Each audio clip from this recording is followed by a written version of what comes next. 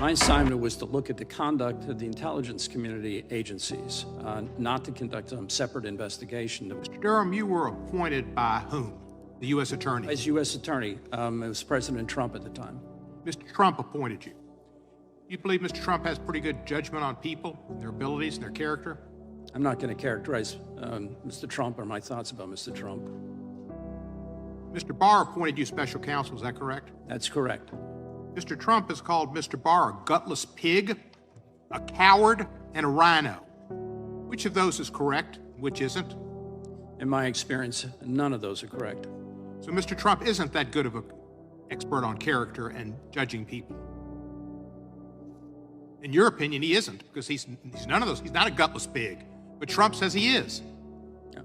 That's outside the scope of my report. Also outside the scope of your report, apparently, was apparently the meeting at Trump Tower between the Russians and the Trump boys, where they talked about allegedly adoptions, but we know it was really about sanctions. How was that outside of your report? That was outside the scope of what we were looking at.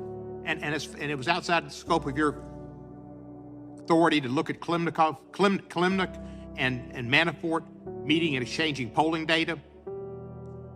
Was that out? I'm sorry, I'm not following your question. Manafort. You remember Manafort, the crook that managed the campaign for nothing but got tons of money from different Russian people over the years?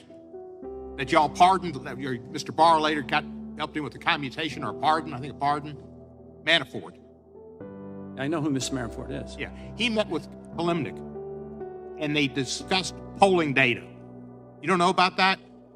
No, that Mr. Klimnik met with a lot of people, including people. He met with Manafort and discussed polling data. Do you not know about that? I'm aware of that.